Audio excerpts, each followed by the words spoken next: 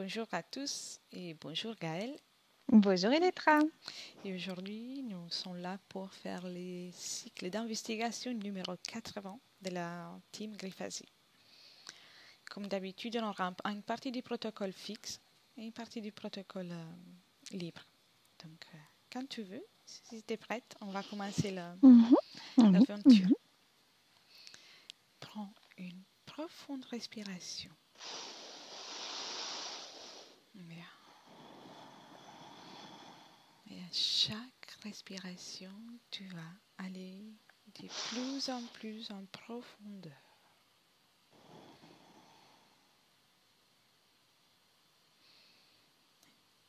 Cinq.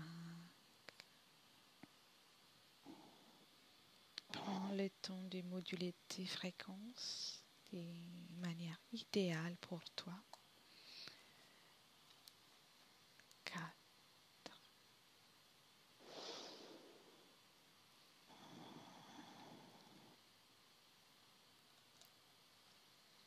3.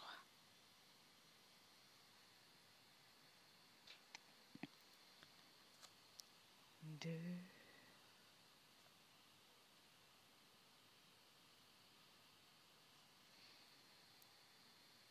Et 1.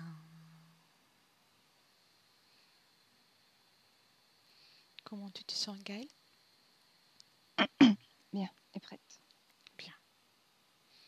Alors, je vais compter de 1 à 3. Et puis, j'ai commencé avec les questions. 1, 2, 3. La NASA a publié la première vidéo de l'atterrissage du rover Perseverance sur Mars le 18 février 2021. Observe les vaisseaux spatials rover Perseverance et décrit ce qui se passe. Alors, ce que je vois, c'est une image. Je vois donc Mars, si on peut dire. Je vois une couche autour, mais transparente, et je vois l'appareil dessus comme s'il ne touchait pas réellement la planète. Ah, intéressant. Et je sais pas, mais Comment tu te sens vis-à-vis de cet endroit, de cette énergie? complètement neutre. Bien, enfin, Parfait. ça va. Ouais. Bien. Si tu veux rajouter quelque chose, j'écoute. Bah, si je regarde plus largement, en fait, je suis un peu plus loin et je vois d'autres appareils. Le mot qui me vient, c'est flotte, une flotte spatiale. Bien. La mission Mars 2020 fait partie du programme d'exploration de Mars de la NASA. Tous les objectifs de ce programme ont-ils été officiellement déclarés? Oui, non, en partie. Non, et je vois un papier avec plein de, comme des bullet points qui sont rayés. D'accord. Et d'autres qui sont comme surlignés, d'autres rayés. Quels sont les objectifs non déclarés? Une forme d'exploitation.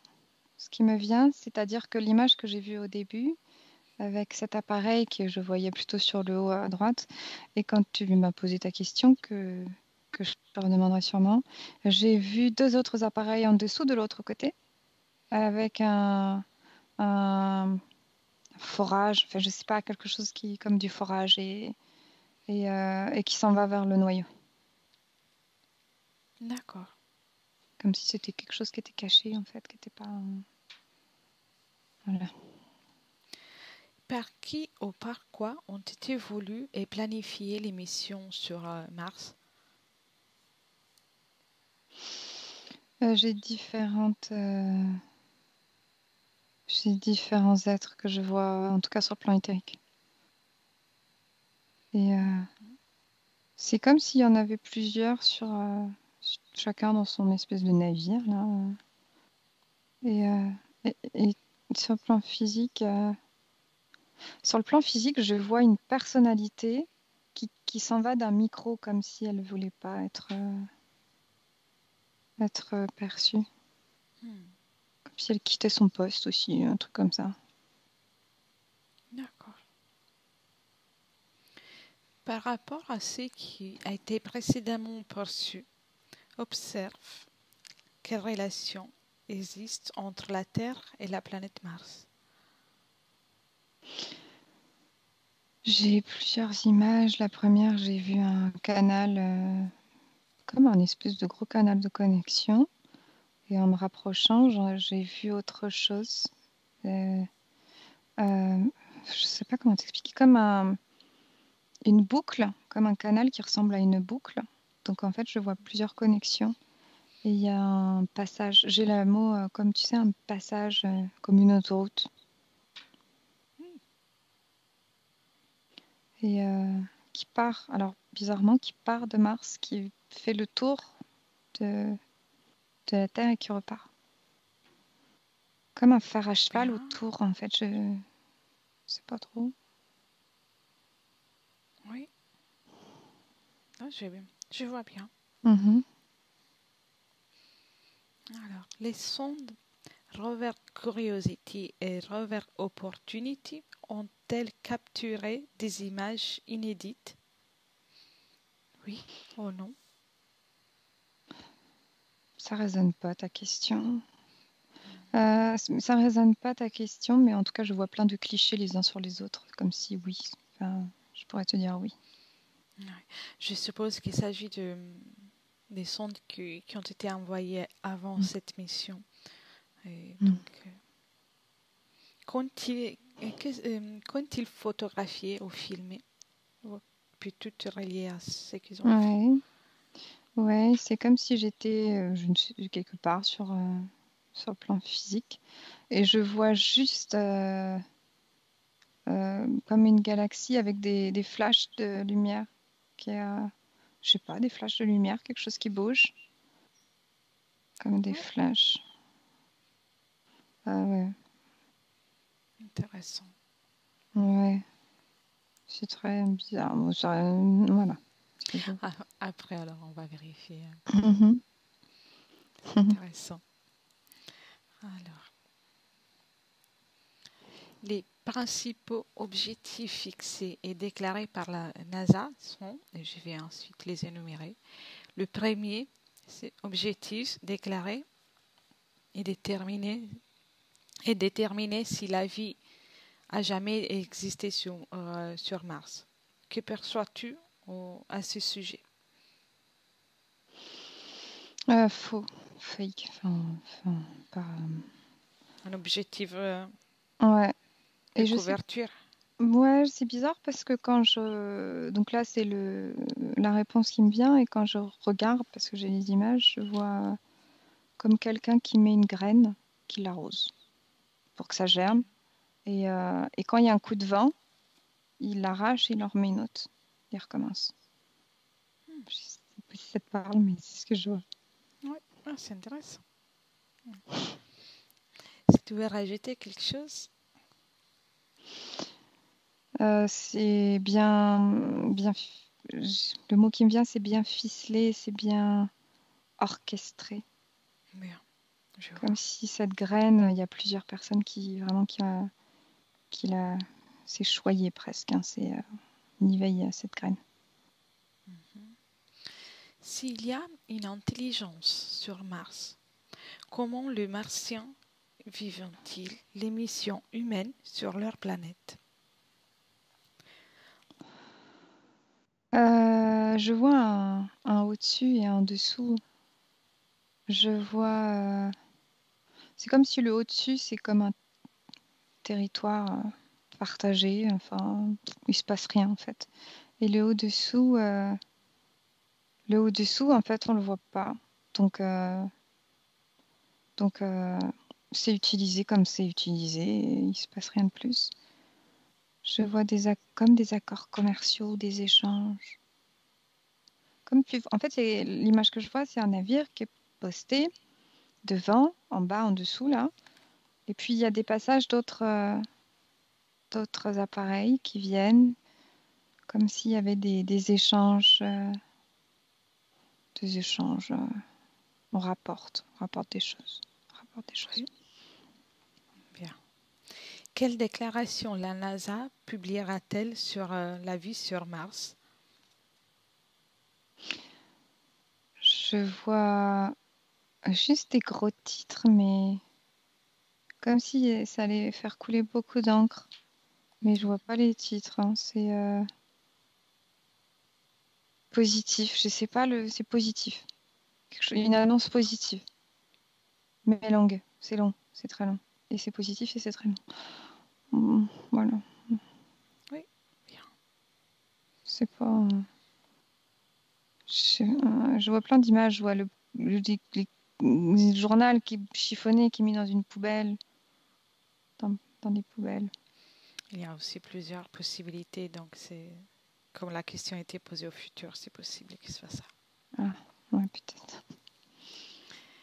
Alors, le deuxième objectif affiché par la NASA était de définir les climats de Mars.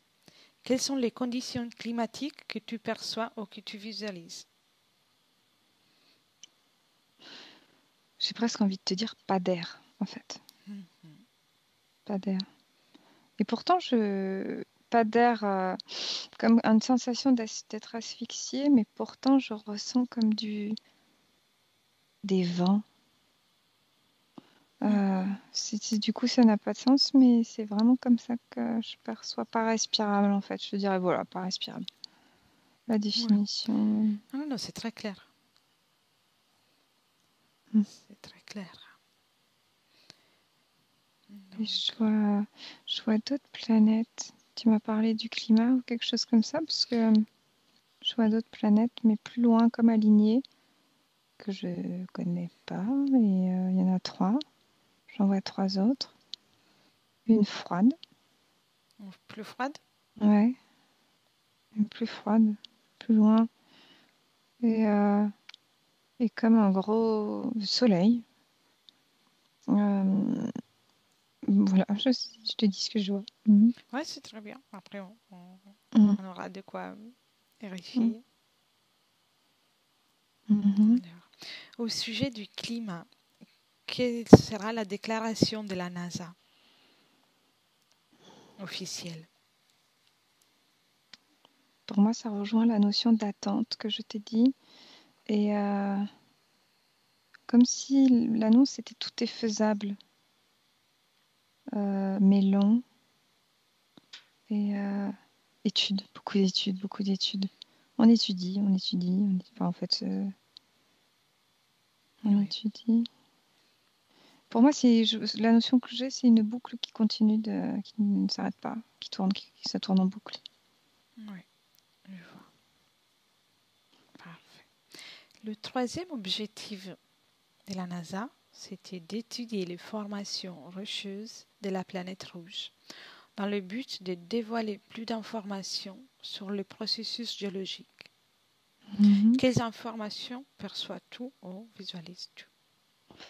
Je vois en fait une couche rouge et plus bas, je vois en fait, je vois de l'eau comme si elle avait été absorbée vers l'intérieur. Bien. Comme si elle avait été aspirée vers l'intérieur. Et du coup, c'est comme si, quelque chose qui est figé, quelque chose qui ressemblerait, moi, à mon sens, à de l'argile, en profondeur, en fait. Voilà.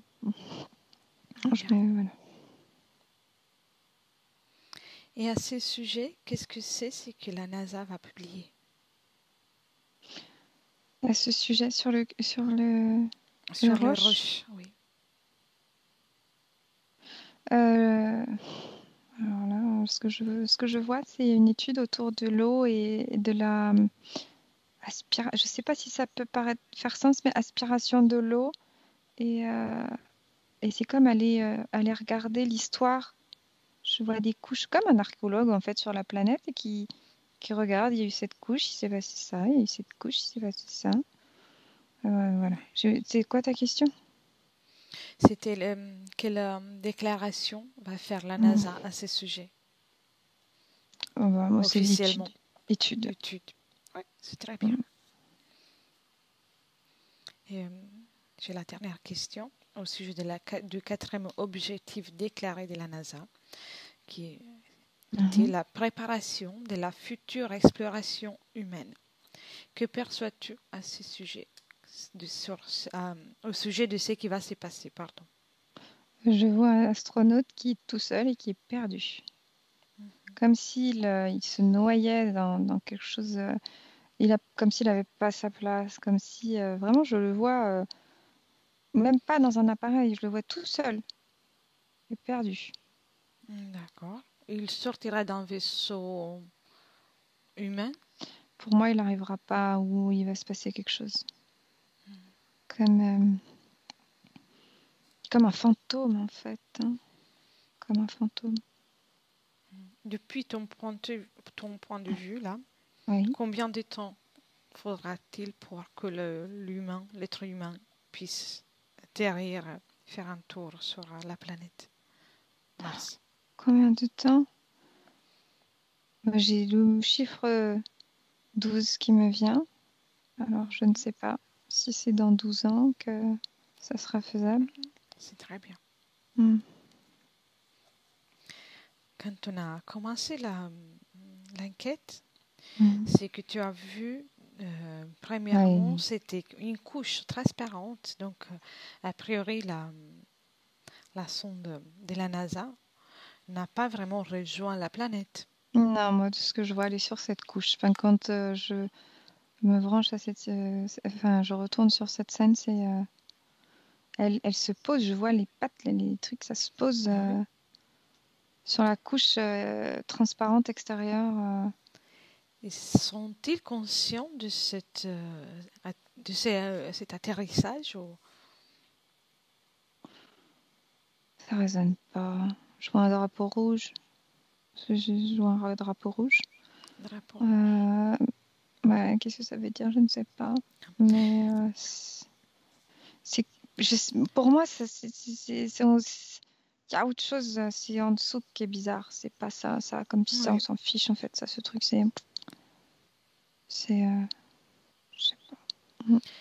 Cette couche transparente Mhm. était formée par quelqu'un?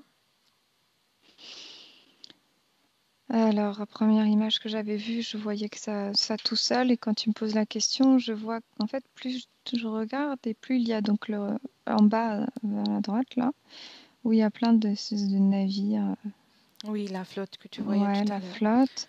Et en fait, je suis pas très loin à côté et je vois que ça émane de ça, en fait. Ça les touche, en fait. C'est comme si ça touchait cette espèce de pellicule qui touche les vaisseaux, là, les trucs, les navires. À qui appartiennent ces vaisseaux, les vaisseaux de la flotte? À je vois entités. Mhm. Sont tous de la même, ils ont tous le même code génétique ou ils sont... Il y en a 3, oui. 2, non. Il y a une sorte comme d'échange ou de collaboration. Et puis, bon, je te dis ce que je vois. Il y en a un, c'est un Oui. roi. Voilà, il y a un roi Ah, là-dedans. roi, d'accord. Mm. Oui, il y a un roi. Donc, Mm. ça veut dire qu'en tout cas, la planète Mars doit être très intéressante pour Ouais. plusieurs raisons. La notion de passage, c'est une plaque tournante. Tout de suite, là, ce qui me vient l'information, il y a une espèce de roi là, avec son bâton de roi là. Et en fait, il touche cette pellicule. Et en fait, cette pellicule, c'est comme si vraiment, ce que je vois, c'est une plaque tournante. Il y a des choses qui s'y passent, ça tourne, ça part, ça repart. Une plaque tournante. Avec quel but? Et quand tu me poses la question, je vois des forages faits par en dessous pour Mhm. retirer. Pour moi, c'est énergie déjà. Et trafic, je sais pas si c'est bizarre, trafic humain, comme si Comme s'il y avait des gros flux d'énergie qui pouvaient être stockés ou qui pouvaient venir par ici. Hmm. Que, Et que peut transformation. arriver depuis la Terre? Ouais, Qui peuvent arriver depuis la Terre? ouais. Intéressant. C'est C'est... presque une plaque de transformation. Il y a des choses qui sont amenées, et puis il y a des transformations, et puis ça repart. Donc, grâce aux interférences sur les humains ou sur d'autres entités, Ouais, humain tout est et autres. stocké là. D'accord. Essentiellement, je perçois d'autres êtres, d'autres endroits, mais plutôt du système solaire, je dirais, Mhm. et beaucoup moins en nombre, beaucoup moins en pourcentage. D'accord. Donc, on revient, Expérience aussi, oui. on revient de nouveau sur Mars pour comprendre. Oui. On a vérifié tout à l'heure les... On y était déjà. On D'accord, était en bas, en dessous, à droite. Oui. d'accord.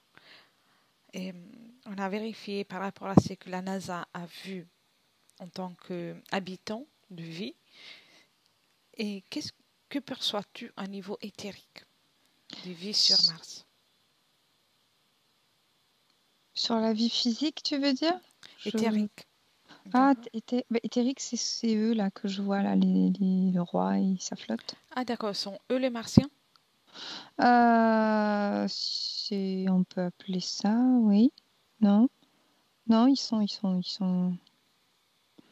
Ah, c'est marrant.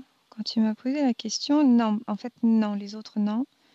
Eux, ils sont là, ils s'imposent, mais ils sont pas. Je les vois, quand tu me dis le mot martien, je les vois prendre des corps éthériques et puis les emmener, mais pas beaucoup. Mhm. Et ça résonne pas vraiment le mot Le mot martien. martien. Et sur le plan physique, quand tu m'avais posé la question, je voyais quand même un espèce de tout petit asticot, loin, profondeur, Mhm. euh, comme tu sais, les choses qui sont figées Oui. dans la glace. Donc, on peut dire qu'il n'y a pas d'êtres, que ce soit dans le monde physique ou dans le monde éthérique de l'éther, des êtres on peut définir appartenant à la planète, si j'ai bien compris. Moi, le mot martien résonne pas. Mhm. Très bien. C'était une curiosité. Ou quand tu me poses la question, c'est comme si je voyais une espèce de fin de cycle ou de civilisation. Tu sais, un petit bout d'humanoïde Mhm. on a fait des transformations, des choses bizarres. Mais j'arrive pas à remonter avant. Enfin, ça résonne pas. Mhm. Intéressant. Alors, Et je vois un filet comme si ce qui se trouvait à un instant T sur cet endroit avait été mis dans un filet. Et en même temps, je vois c'est comme la construction. Je sais pas si on peut parler de construction de Mars, mais je vois des trucs qui se mettent ensemble, qui s'emboîtent ensemble, et puis ça devient rond. Et oui. chaque truc avait des choses dessus. Comme si, je sais pas si on peut parler de fondation de la roche, de la planète. Il y avait des morceaux, il y avait des gens sur les morceaux. Et en fait, avec je sais pas, onde de choc et vitesse, je vois les êtres qui sont balayés. Comme si, du coup, c'était quelque chose d'hostile, de pas agréable, mais j'en vois qu'ils l'ont regardé au début, mais d'un œil plutôt neutre, hein, pas. Pas, je sais pas vouloir faire quelque chose avec. D'accord. Mais donc, la vie, en tout cas, ouais, le but de cette planète, c'est... Peux-tu me dire lequel? Une source d'énergie Une source d'énergie, parfait. Bien. et un passage utile entre deux énergies qui sont comme complémentaires. À combien vibre cette planète? Je sais pas, j'ai 175 qui me vient. Parfait, très bien. Et qui se nourrit grâce à cette énergie qui apparemment est prise aussi par d'autres lieux? J'en reviens Au roi? Alors, ouais, au roi, mais quand tu m'as posé la question, je vois un énorme faisceau énergétique comme par en dessous du cœur de la planète, mais qui passe par en dessous. Et je sais pas, je te parlais d'une plaque tournante. En fait, je vois comme un gros Oui, carré, comme un catalyseur, comme un carré. Et ça part vers d'autres endroits, comme vers d'autres planètes après. d'accord. J'ai oublié ta question, pardon. Oui, non, c'est très bien. Je voulais savoir qui profite Ah, de cette énergie. en fait, c'est comme des couloirs d'énergie ça profite un peu à tout le monde, hein. Mais c'est le roi là qui est content, lui. Mhm. Mm. Et, la planète Mars est-elle à mesure de produire de l'énergie ou juste d'en stocker, d'être un endroit de stockage? Non, pour moi, il y a production aussi. D'accord. Dans une mesure particulière, mais il y a production et c'est adéquat. Un site adéquat. Un Oui, site parfait, comme un siège parfait, quoi. oui. Bien. Prends de l'auteur maintenant, Gaël. Prends de l'auteur. Observe. Comme si tu pouvais voir tous les systèmes solaires Mm, ensemble. mm, Donc, on a vu ce genre de caractéristiques sur Mars. mm. Et j'aimerais que tu me dises s'il y a les mêmes caractéristiques sur la Terre ou sur d'autres planètes, je ne sais pas, Vénus, Mercure ou d'autres. J'ai, je sais pas pourquoi, mais j'ai Neptune et j'ai quelque chose de figé. Donc pas pareil, non, pas pareil. Et Mars est important. Vénus, je sais pas pourquoi je la vois comme petite et au milieu de d'autres un peu plus grosses, Mhm. planètes un peu plus grosses. Et ouais, comme un peu perdue toute seule. Comme si elle était elle, un bouc émissaire, un émissaire qu'on envoie, enfin, comme si elle était un petit truc qui se promène et puis qui capte des choses. Je Bon, vois. et, je vois comme plein d'autoroutes hein, partout entre toutes les planètes. Donc chaque planète ou chaque corps stellaire a un rôle, si je comprends bien. Une utilité, oui. Une utilité, pardon, oui. Oui, oui, mm, Ouais. oui, certaines, plus que d'autres. Pour la Terre, qu'est-ce que peux-tu me dire? Jupiter. Euh, Oui, vas-y, vas-y. pour Oui. La Terre, en fait, l'énergie que je vois, en fait, elle est vraiment, c'est comme aller à la cantine, en fait.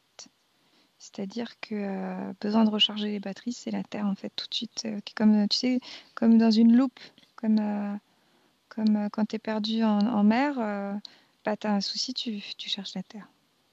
Hmm, bien, intéressant. Comme, vraiment comme un territoire utile, très utile. Et je sais pas pourquoi, mais plus loin, je vois une planète violette que je trouve plus douce. Je sais pas pourquoi, je te pose la question, je t'en parle, mais je Mhm. sais plus, c'est plus ce que tu m'as dit. Bien, ça va très bien. Peux-tu la relier à Pluton? Ah.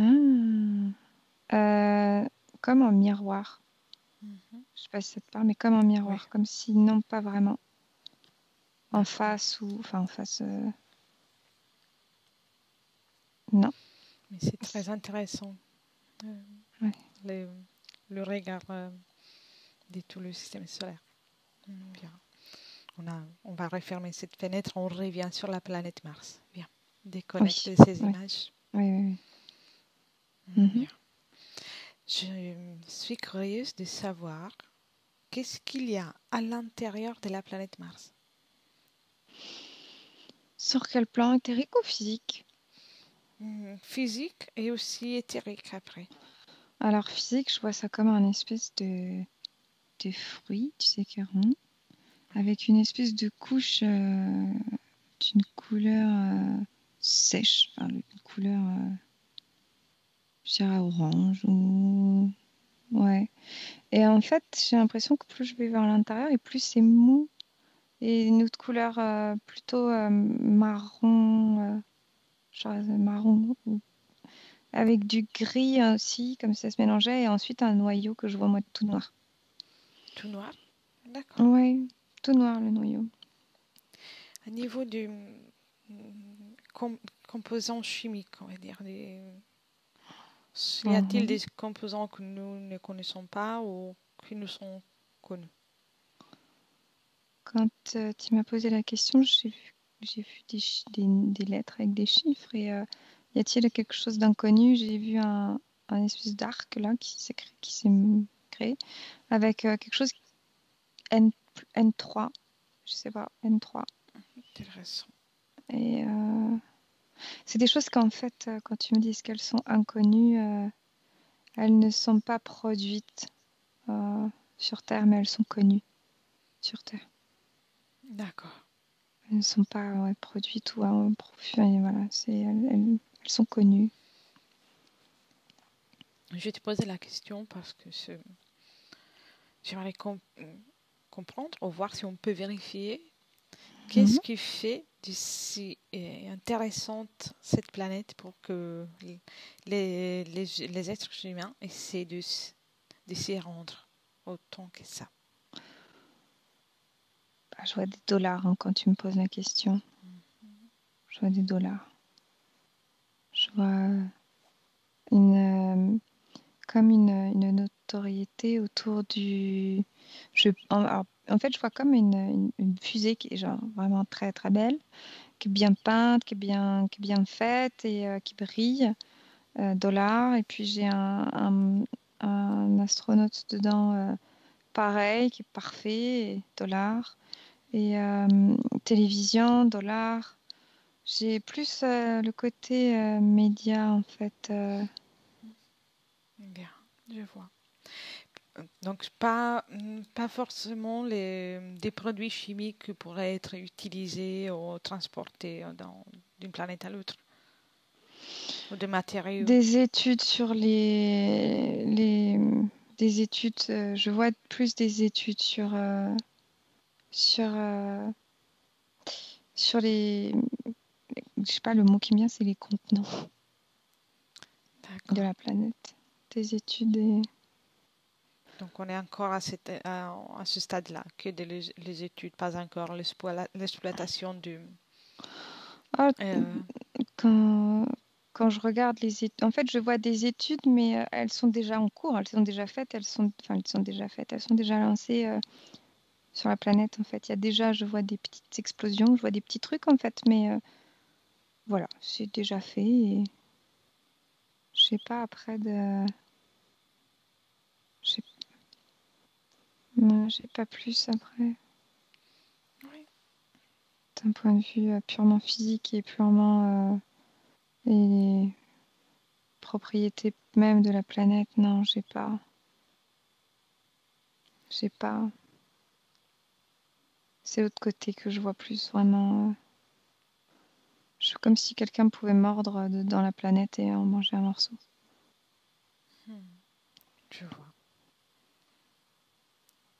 Et, tout à l'heure, quand on a observé la flotte, Mhm. le roi, tu m'as parlé tu Mhm. voyais comme des accords commerciaux. Est-ce que Ouais. tu es à mesure de me dire quelque chose avec quelques plus détails au niveau de ce genre d'accords Ouais. commerciaux faits avec le Alors, roi? la symbolique que je vois, c'est un échange de papier, des signatures et des clés, une remise de clés. Transmettre un accès à quelque chose. Un accès. Donc, une des clés, ça va être comme la place, C'est, l'accès à l'endroit. alors, si je regarde les clés, c'est. En fait, je suis quelqu'un là, je suis en train de suivre, qui rentre dans un navire. Et il y a quelque chose avec. Je sais pas pourquoi, avec l'Égypte. Avec l'Égypte. Parce que quand je rentre avec lui dans le vaisseau, je vois plein de choses autour de l'Égypte. Donc voilà. Mhm. Et et il y a un canal de communication avec une zone géographique sur la planète Terre. Donc voilà. Et ouais, je vois en fait capable. Il y a des choses qui sont capables de s'ouvrir. En fait, les clés permettent d'ouvrir des, des créations, je ne sais pas si on peut Oui. parler d'artefacts, mais il y a des choses qui peuvent être ouvertes. Et il y a des transferts de technologie. En fait, comme cette technologie va permettre d'utiliser ça. D'accord.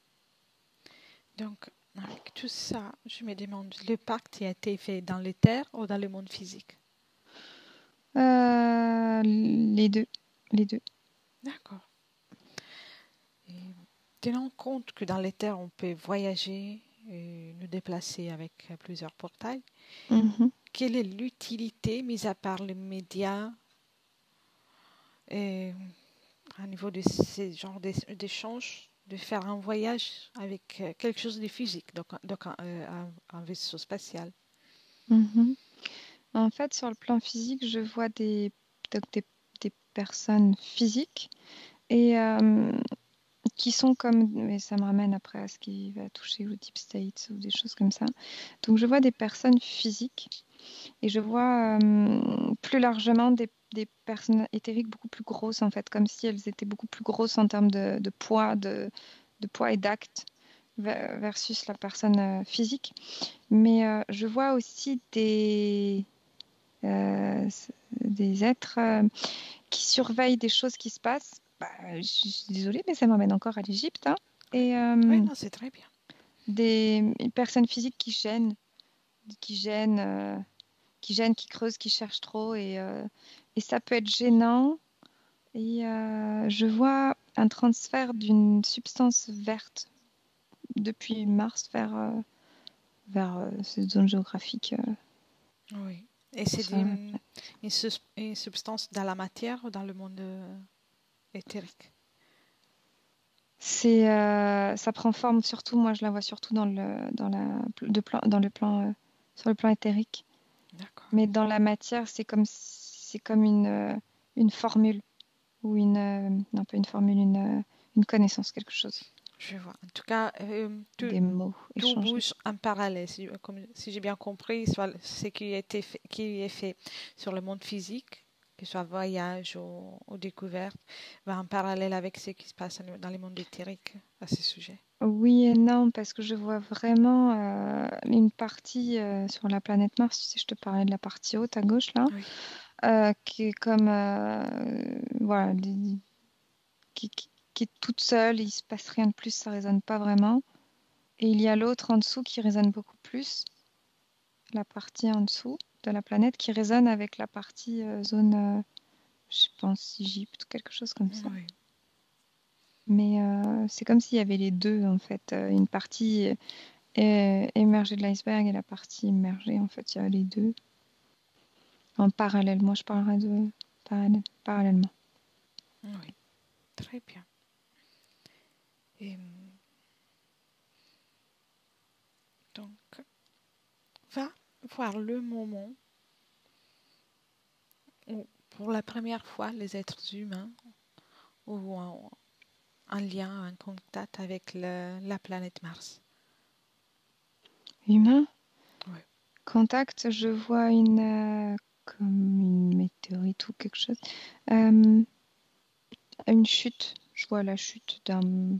C'est comme s'il y avait un morceau de météorite qui, qui rentrait euh, dans la surface, sur la couche de zone, enfin qui rentrait en fait D'accord. au niveau de la planète. Mais C'est un météorite qui a un lien avec la planète Mars.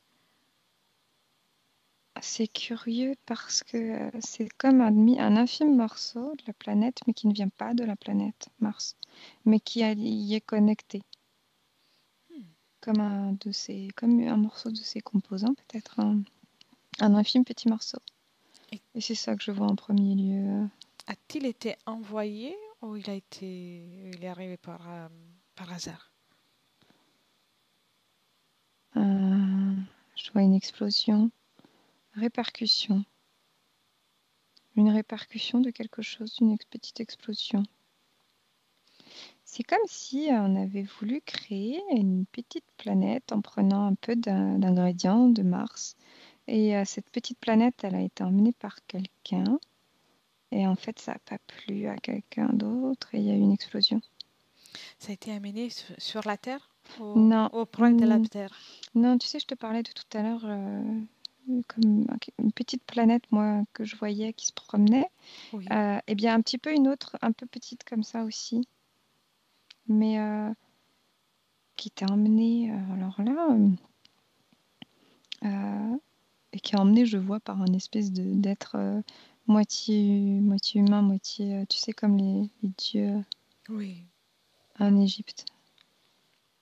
oui. Ça, Et c'est les liens qui peuvent relier les informations à l'Égypte que tu as vu tout à l'heure. Ah. Ouais, je vois des trucs avec une espèce de papyrus dans une campagne avec une rivière. Enfin, ouais, il y a quelque chose en fait aussi au niveau des euh, tout ce qui est l'étude des étoiles. Oui, Et oui, il y a quelque chose comme un triangle. Bon, c'est pas très clair, mais je suis vraiment ramenée à l'image où je vois cet être qui emmène ce petit bout de planète là, et puis la bout de planète, elle est explosée. Voilà. y a-t-il déjà des êtres humains sur Terre? Y a-t-il déjà à cette époque-là? À cette époque-là, oui. Là, Oui, d'accord. oui, oui, je vois des écrits. C'est curieux parce que j'ai l'impression qu'on écrit des pattes, un tout petit, comme sur du papyrus, c'est dans une campagne. Enfin, c'est pas dans un. Je vois pas que ça, c'est pas fait dans un, dans une structure, si tu veux, physique élaborée. Oui, oui. Peux-tu voir les informations qui sont écrites sur ce papyrus? Alors, ça me ramène à l'image que je voyais juste avant. Je vois l'être qui portait la petite planète là. Oui. Et en fait, c'est comme si il y avait des cellules. Enfin, tu sais, un schéma d'une cellule humaine, enfin des schémas biologiques. Donc, je vois des traits avec des chiffres, des lettres, et comme si ça parlait d'une cellule. Et après, j'en vois d'autres sur les composants de cette mini-planète. Bien. Et, et je vois une trajectoire, un objectif à cette petite planète. Un objectif, Ouais. lequel? Comme si elle pouvait être utilisée comme quelque chose d'extrêmement, euh, comme du béton, comme si elle pouvait être utilisée afin d'émettre des radiations. Et quelque chose avec émettre des radiations et faire exploser quelque chose d'autre, malgré sa petite taille. Donc comme une arme, une petite arme en fait. Ah, Et avec le projet d'en créer plein d'autres. ah, a-t-elle explosé? Celle-ci, la petite planète, oui. Et les Elle autres? a, elle a été explosée, elle, donc elle n'a pas explosé d'autres choses. Euh, Après, oui, j'en vois plein d'autres comme si c'était des petites armes utilisées, mais j'en vois d'autres qui explosent d'autres endroits, Mhm. ou qui, ou qui explosent juste des petites parties, tu sais, comme si elles faisaient des gros cratères dans certains endroits. Mais j'en vois plein d'autres. Après, si tu me poses la question, c'est comme si j'arrivais dans un espace où je vois des planètes qui sont plus ou moins figées sur le plan physique, donc plein d'étoiles, des astres, des choses. Et parmi tout ça, je vois plein d'accès, comme des autoroutes. Et en plus de ça, plein de petites mini-planètes, comme je viens de te décrire, qui sont artificielles. Oui, Donc en fait, je vois, ça s'arrête pas, c'est sans fin. oui, je vois tout ça. Bien. Il y en a aussi à ce moment-là, ici et maintenant, sur Terre, des morceaux de ce genre de Oui. planète. Tu le vas Oui, localiser où? Plus ou moins, en général. Ça me ramène à l'Égypte et à vraiment une construction, une statue qui a été faite. Il y a une partie de cette statue qui est faite dans cette substance. Et, je la vois prise par des mains et je la vois mise ailleurs sur un autre continent. Bien, donc le départ, c'est toujours l'Égypte. Les points Ouais, de ouais. base, Mais c'est une parti. Égypte est très très grande, hein. Pas l'Égypte, Égypte beaucoup plus vaste. D'accord. Comme si l'Égypte était un continent en fait, même. Comme une civilisation, pardon. Civilisation, oui. Oui. Oui, oui. Oui, je vois tout à fait. Bien. C'est très intéressant. Mm. On va revenir sur la planète Mars. Mm. De temps en temps, je te fais faire un tour sur d'autres planètes. Oui. Et Mhm. s'il y a quelque chose que tu veux rajouter, que tu arrives à observer depuis là, d'intéressant, avant de revenir, j'écoute. Mhm. C'est juste la statue que je voyais, tu sais, un morceau qui est fait d'une substance particulière, et je vois la même là-bas, mais c'est tout. Ça, il y a un but dans ça, une raison. Hmm, hmm, non, plutôt le mot qui vient, c'est trophée, dans un premier temps. Et non, c'est comme venir planter quelque chose dans ton jardin à partir de quelque chose d'autre. Non, je vois pas de but particulier, si ce n'est un trophée. Il y en a aussi sur d'autres planètes dans le système solaire. Pas sous forme de ce type de trophée. Pas du tout même. Donc Mais oui, je vois on une voit que montagne. Je vois une montagne. Alors, pour répondre à ta question, il y a quelque part une montagne qui est faite de cette roche. d'accord, d'accord. Ouais. Et qui est distribué aussi sur des autres planètes ou qui reste sur la planète Mars. J'ai deux réponses. La première, je vois un endroit où ce n'est pas utilisé, ce n'est pas en lien, c'est juste là en fait. C'est juste, je vois comme une onde qui a fait que ça s'est déplacé. C'est comme tu sais, du ah, euh, quelque chose qui se promène avec le vent et qui vient se déposer quelque part.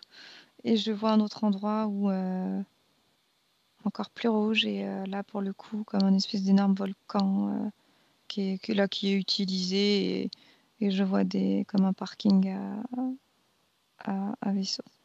Oui, d'accord. Très bien. Mais c'est loin, c'est ailleurs. C'est loin. Je sais pas si je réponds à ta question, mais voilà. Oui, ça va très bien. Bien. Alors, quand tu veux, on va terminer ce tour. Oui. Oui, bien. Mhm. Commence par déconnecter. Déconnecte de tout et de tous. Tu reviens dans tes propres énergies. Et à chaque inspiration, tu récupères toutes les forces que tu as utilisées pour ce voyage.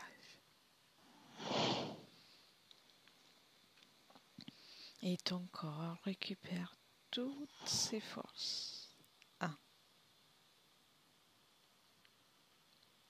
Et avec les deux, chaque cellule recommence à remplir de joie, de bonheur, de sérénité et de toutes les fréquences que tu aimes le plus. Bien. Avec les trois, ton corps commence aussi à bouger. Tu vas pouvoir commencer à bouger et quand tu voudras, tu pourras réouvrir les yeux. T'es là? Oui, Bien oui, oui. revenu? Oui, je suis revenue. Bien. Je t'ai mené loin aujourd'hui. Et alors là, mars 2020, pourquoi pas? c'est le nom du projet, en fait, c'est pour ça. Ok. Ok. Bien. Alors, comme toujours, merci infiniment pour ce voyage. Merci à toi. Pour ceux qui nous regardent e on si dia alla prossima. Della cosiddetta sessione di ipnosi investigativa. In realtà non esiste una sessione di ipnosi investigativa. Non che non si possa fare investigazione di ipnosi, però è che non esiste una sola sessione di ipnosi per dire si è fatta investigazione, per prendere quell'informazione come buona. Perché? Sappiamo intanto che l'informazione che arriva in ipnosi è molto contaminata. La percentuale di inquinamento dell'informazione è altissima. Pensate a questa informazione che viaggia per tantissime dimensioni, attraversa densità, passa per coscienze che volontariamente o involontariamente possono distorcerla. E poi arriva infine alla persona che sta in ipnosi, che ha una coscienza, ha una mente, ha un'esperienza e interpreta questa informazione secondo la sua struttura mentale, secondo le sue credenze, che per quanto si possa essere più o meno liberi mentalmente, liberi pensatori, sempre c'è una parte subliminale che interpreta in base all'educazione ricevuta, alla cultura e perché no, anche tutte le esperienze di esistenze passate che ancora lasciano un segno in noi. Per capirci, è come se dovessimo parlare con un'altra persona immersi nell'acqua, a qualche metro di distanza, cercando di utilizzare un mezzo, che è quello della corda vocale, che è fatto per produrre suoni da trasmettere nell'aria. Noi stiamo utilizzando questo strumento per far passare un'onda sonora nell'acqua o in un liquido. Chiaramente il suono viene completamente distorto, sempre ammesso che sia per il nostro corpo facile e non difficoltoso poterlo fare senza avere dei problemi come ingurgitare acqua o eccetera. Ma non solo. Supponiamo che per questo tipo di comunicazione utilizziamo anche due lingue diverse, per esempio un italiano e un russo o un giapponese. Per quanto possiamo anche interpretare il labiale, non possiamo capire quello che ci sta dicendo, perché la lingua è diversa. La lingua, diciamo, da dove parte l'informazione a dove arriva è completamente diversa, il codice, il linguaggio è diverso.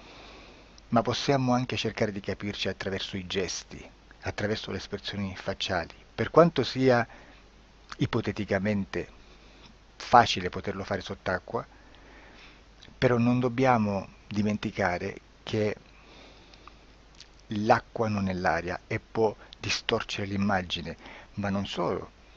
Dobbiamo anche pensare che l'altra persona, che parla un'altra lingua, che viene da un'altra cultura, potrebbe interpretare i segnali che noi interpretiamo come X in Y.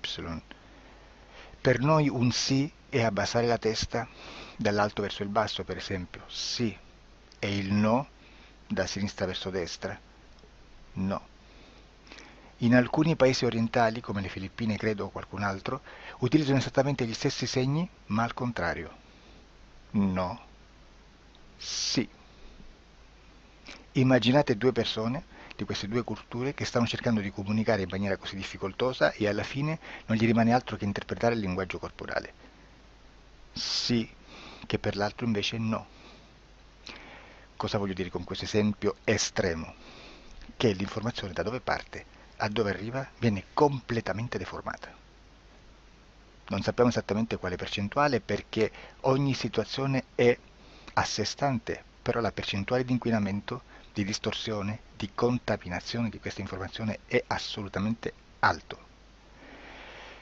Quindi fare una sessione investigativa, mettere una persona in ipnosi e chiedere di Tizio Caio Sempronio di una situazione o chiedere certi dati è assolutamente controproducente, è assolutamente inutile. Quindi vi chiederete cosa fate allora voi quando fate ipnosi quando fate delle domande, quando cercate delle risposte e con queste informazioni che vi arrivano lavorate sulla situazione esoterica del cliente. Beh, non facciamo altro che recuperare questa informazione solamente per arrivare al problema del cliente e poi lavorarci. Quindi il valore dell'informazione non è quello di un'istruzione, quello di memorizzare dei dati e di prenderli per buoni, ma è un veicolo di movimento, di trasporto verso la causa del problema per poi lavorarci. Quindi lo scopo di questo tipo di informazione che si prende dalla singola sessione è completamente un altro. Come si fa quindi? Investigazione in ipnosi. Il lavoro non è semplice, il lavoro è lungo, difficoltoso, stancante. È necessario farlo anche in squadra perché bisogna moltiplicare il numero di sessioni da fare e una sola persona potrebbe farlo soltanto in un tempo estremamente largo. Noi abbiamo delle informazioni che prendiamo ormai per buone, ci lavoriamo, danno dei risultati e quindi per noi sono buone. E come abbiamo fatto ad avere queste informazioni? Per esempio, come facciamo a sapere che un extraterrestre chiamato il cosiddetto grigio è più o meno alto X, poi ci sono magari quelli anche un po' più alti, ma hanno un corpo strano, hanno una pelle grigio-verde, hanno degli occhi grandi a mandorla, neri, senza una pupilla visibile, non hanno quasi bocca, né naso, né orecchie, hanno soltanto delle fessure, non hanno organi genitali, hanno degli arti molto più lunghi rispetto alla proporzione che potrebbe avere il corpo umano, e di solito hanno meno dita delle 5 del corpo umano, eccetera, eccetera, eccetera. O se prendiamo un altro tipo di essere che possiamo incontrare in ipnosi, come facciamo a dire che hanno delle somiglianze con i rettili, gli animali rettili terrestri o gli animali, gli invertebrati, gli insetti terrestri? Perché? Perché siamo sicuri di questa informazione e ci lavoriamo e quando ci arriva la prendiamo già per buona, nonostante sia anch'essa contaminata. Perché queste informazioni sono arrivate da tantissime sessioni, fatte da tantissime persone, con tantissime altre persone sotto ipnosi, e che nel contesto di tutto il lavoro gli uni non sapevano degli altri. Questo dato può essere più o meno rilevante, sempre c'è contaminazione e quindi possiamo prendere per buono anche un gruppo di lavoro dove l'uno possa sapere dell'altro. Ci potrebbe essere una contaminazione del contesto di quel gruppo di lavoro, ma si aggiunge semplicemente una piccola percentuale di questa contaminazione a già la grande che esiste. Non è così impossibile lavorarci. Da tutte queste sessioni, da questo grande numero di sessioni, migliaia, diciamo migliaia, noi prendiamo solamente quell'informazione che è uguale a tutte, che è in comune a tutte, o a quasi, perché magari qualcuna ci potrebbe essere niente in comune per una fortissima contaminazione, perché no? Ma dobbiamo prendere una stragrande maggioranza, proporzionalmente abnorme rispetto a quello che potrebbe essere un minimo di scartabile, e lì possiamo prendere per buona questa informazione. Quindi se noi su 10.000 persone diverse, con operatori anche diversi, in cui in ogni sessione vediamo un essere che più o meno ha le stesse caratteristiche del grigio o dell'insettoide, a forma di mantide religiosa, o il rettile a forma di lucertola, per esempio, di serpente o di quello che sia, o se vediamo il pianeta Marte più o meno di colore rosso, o se vediamo dei sotterranei eterici, non fisici, nel sottosuolo terrestre, soprattutto sotto le grandi città, dove c'è concentrato molto potere, molta energia di questo tipo, e chi più ne ha chi più ne metta. Se vediamo degli impianti che hanno certi tipi di funzioni, certi tipi di forme in certe parti del corpo, e questa informazione la ritroviamo tutta o quasi in tutte le sessioni fatte, eseguite, realizzate da tanti anni a questa parte, significa che quella è una informazione affidabile. E vi posso garantire che stiamo parlando di una percentuale bassissima. Su un 100% staremo, credo, forse più in basso di un 2-3%. Immaginate, tutto il resto è spazzatura, è informazione spazzatura. Sì, spazzatura.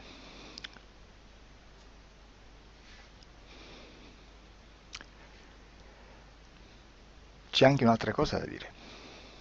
Supponiamo che un operatore faccia un'ipnosi e voglia andare a vedere cosa fa Tizio, cosa fa Caio, cosa fa Sempronio. Arrivano delle informazioni e si dice che Tizio è biondo, Caio è zoppo e Sempronio è uno sportivo. Intanto già abbiamo detto che una sessione soltanto non serve, d'accordo? Ma poi c'è da dire che una coscienza, un essere, in ambiente subliminale, la sua parte subliminale potrebbe non dare autorizzazione a questa fuoriuscita di informazioni. Mi potreste dire, e allora tu quando chiedi agli esseri cosa fanno, cosa non fanno? Beh, intanto la prendo sempre con le pinze perché abbiamo sempre detto che tutto è molto contaminato e mi serve solo per dirigermi da una parte. Ma c'è anche da dire che se un essere interferisce con l'altro, ha aperto un canale di comunicazione a cui non può ovviare, a meno che non lo recida, non lo annulli. Quindi quando io faccio la domanda a un essere, se lo faccio attraverso l'interferito, mi arriva l'informazione per un canale aperto che sottostà alla volontà dell'interferito. Sulla volontà dell'interferito parleremo in un prossimo video disclosures. Però, se io voglio fare un'investigazione sopra Tizio, Caio e Sempronio che non hanno nessun collegamento, nessuna interazione e nessuna interferenza con il soggetto con cui io sto realizzando l'ipnosi, non è detto che mi arrivi questa informazione. Assolutamente. Potrebbe esserci completamente un muro. Come potrebbe esserci informazioni perché quell'altra parte potrebbe autorizzare comunque. Ma non è detto. E comunque quando ci arrivano informazioni, in una situazione di non interferenza o non interazione, non possiamo sapere esattamente se sono informazioni che ha autorizzato la parte subliminale dell'altra persona o dell'altro essere, o qualche altro essere, qualche altra entità furba, approfitta della situazione, osserva quello che sta succedendo, si mette in mezzo, si fa passare per l'altro e dà informazioni, ovviamente distorte, prima perché non è detto che debba conoscerle, e anche se fosse potrebbe manipolarle a sua volontà e a suo vantaggio. E quindi immaginate che situazione ridicola ci si viene a trovare, in quale situazione ridicola ci si viene a trovare in questi casi. Da qui si vede quando un operatore riesce a utilizzare l'informazione di ipnosi come per lavorare su un soggetto. Da qui l'osservatore attento delle sessioni di ipnosi riesce a capire se quell'ipnosi è un'ipnosi affidabile, un'ipnosi con un livello di informazione certa, con una alta percentuale di informazione certa. Non vi nascondo che in futuro potrei anche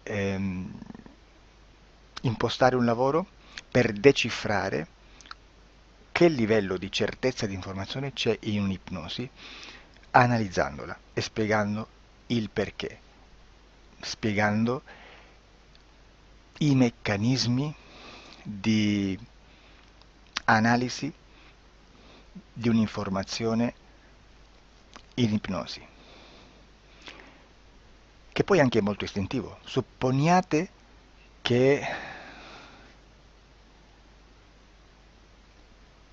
che dobbiamo cercare un'informazione su internet, per esempio un fatto di cronaca. Voi preferite mettervi su un sito ufficiale? A caso. L'ANSA in Italia,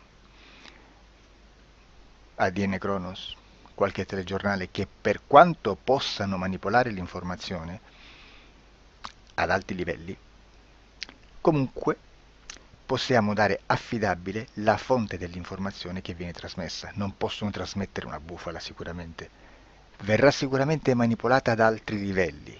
Ne parleremo in altri video, ma a livello base la fonte è certa. Sicuramente non andrete a cercare questa informazione sul primo sito, il primo blog che vi passa davanti e magari ha 4 followers. Perché? Perché non vi dà nessuna garanzia della certezza della fonte. Non c'è un controllo né nella struttura interna di questa agenzia di informazione e né dal grande pubblico, che per la quantità di persone che attingono quell'informazione si può dedurre se l'informazione è certa o meno, perché è un'informazione che passa in un pubblico così vasto che se ci dovesse essere una distorsione con la realtà è molto probabile che venga fuori. Credo che abbia detto quasi tutto sulle sessioni investigative. Prima di chiudere aggiungo che proprio per questo stiamo conducendo dei cicli di investigazione in ipnosi regressiva che comprendono tante sessioni con persone diverse, con una buona o eccellente suscettibilità ipnotica sicuramente,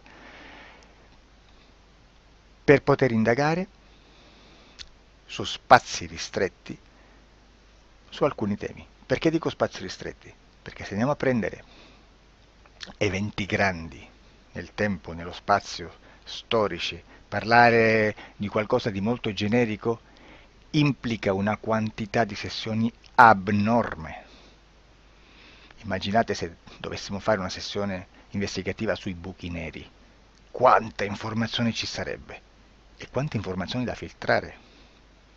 Sarebbe quasi impossibile farlo in questa maniera.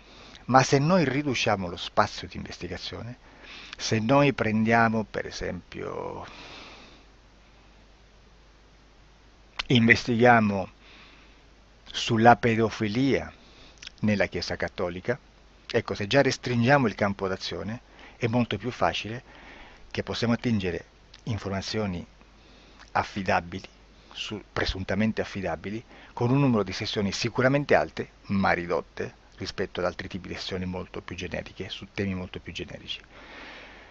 Quindi per fare anche delle investigazioni su temi molto generici bisogna suddividerli in temi, in dettagli, per poi alla fine, quando tutta l'informazione è stata filtrata ed è stata dedotta l'informazione comune, si possono mettere insieme per cominciare a costruire il quadro, mettere insieme tutti i puzzles.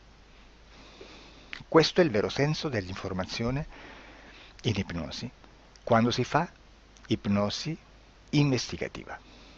La sessione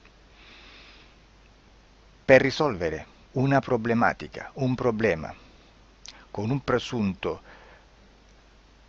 una presunta origine esoterica di un cliente, di una persona, è un'altra cosa, sono altri metodi, altre tecniche e l'informazione si usa in un'altra maniera, ha un altro scopo. Grazie, ci vediamo al prossimo video. Disclosure.